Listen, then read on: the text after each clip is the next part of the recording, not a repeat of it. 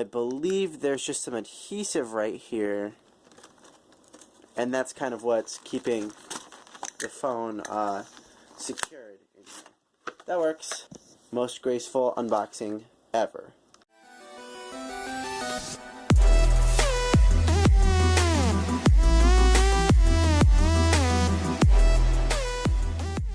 What is up, guys? Sammy's Tech Help here. Today we are going to be unboxing the ZTE Paragon, or Paragon depending on how you want to pronounce it. This phone is really interesting because it is extremely similar in price point and specs to the Actel One Touch Pixie Glitz. And it's a little bit different, as we will go over a little bit later in the video. But yeah, guys, so this is just a really cool phone, and it's really cheap, coming in around $30 depending on where you get it from and what carrier you get it for. So yeah, let's go ahead and jump right into the specs. So this guy has a 4-inch screen, which is 480 by 800 pixels, 233 pixels per inch.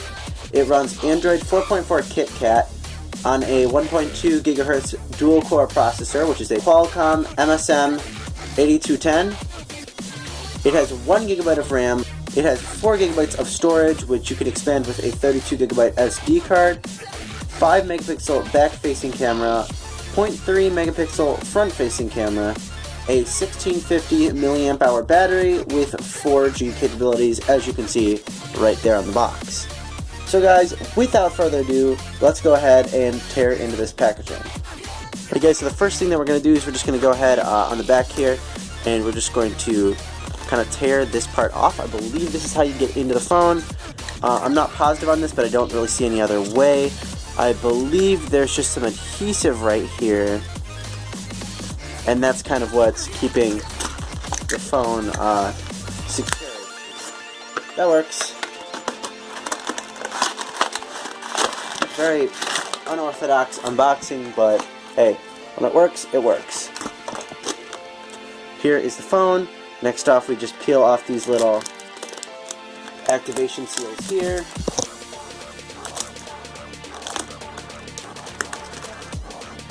And just pull up on this little tab in the corner to reveal our phone. Most graceful unboxing ever. So now we have our phone right here. We will set this off to the side for a second, along with this packaging, which I can't even grab. We have this battery and backplate right here. Again, that's just the battery and the backplate, nothing really that exciting. We have a power brick, as you can see here. This is a good one because it has an external micro USB, so you can plug this one into a computer. This you can plug directly into the wall if you so choose to. Either way, you have an awesome wall to USB adapter and a bunch of paperwork that we don't really need. So we're just going to go ahead and get rid of that. So the ever exciting backplate, just as any other backplate ever, comes right out like that. Nothing exciting. Same with the battery. It just kind of opens up like so. Let's go ahead and just pop this right into the phone like so, and get my carpet stuck in there. Bruh. In the process. So now that the battery is inside the phone, let's go ahead, throw that back plate on there, and pull off the front seal. Man, not very satisfying. And we'll take off the back seal as well while we're at it. And let's go ahead now and power up the phone. So from the looks of it, it looks like it does come pre-charged. I've had this phone for a while, so I'm not sure how much battery will be left, but I'm assuming when it did come out of the factory, it was fully charged.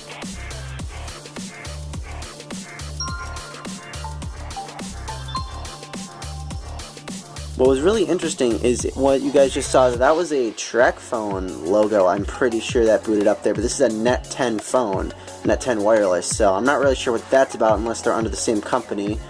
Either way, if you guys are interested in seeing the setup for Android 4.4 KitKat, the Pixie Glitz ran that, and it's basically identical except being on a slightly larger screen here.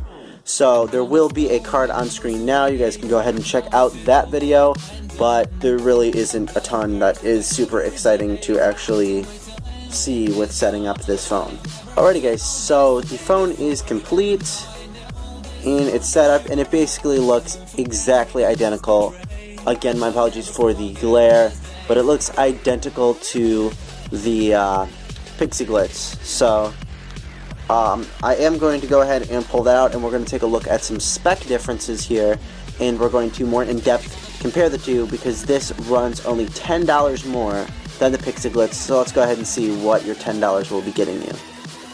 So let's go ahead now and take a look at the specs between the two of them. So the ZTE phone has a much slower processor. Well, not much slower. It's a little bit slower by 1 gigahertz, which 0.1 gigahertz. Keep in mind that's not really a huge difference, but you might notice a bit more sluggishness in normal everyday tasks. Now, the huge difference though is that this one right here, the ZTE phone, has 1 gigabyte of RAM.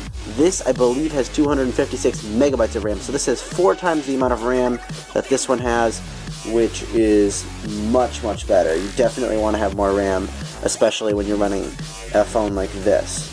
The Paragon right here has a bigger battery, but of course that's expected. This is a bigger phone. They're going to fit in a bigger battery. It's going to probably last around the same time, maybe a bit longer. It honestly just depends on your screen brightness settings and a lot of other factors. And overall though, they both run Android 4.4. The skins are a bit different, but they both have those little track phone logos right there at the top of the screen. So I don't know if Net 10 is paired with track phone. They have to be, or some reason they packed a track phone into a Net 10 box for me, which is weird. But yeah guys, I'm not really sure what all that's about, but I'm pretty sure track phone must own Net 10, because otherwise I don't really know the explanation for that. So guys, let's go ahead now. I'm going to take photos with both of them so we can do a quick camera test. And I mean, video test would honestly just be kind of sad, because I mean, if they can't take videos, they're both going to be very pathetic in their own ways. So we're just going to go ahead and stick with the photo test, and let's go ahead and take a look at the photos right now.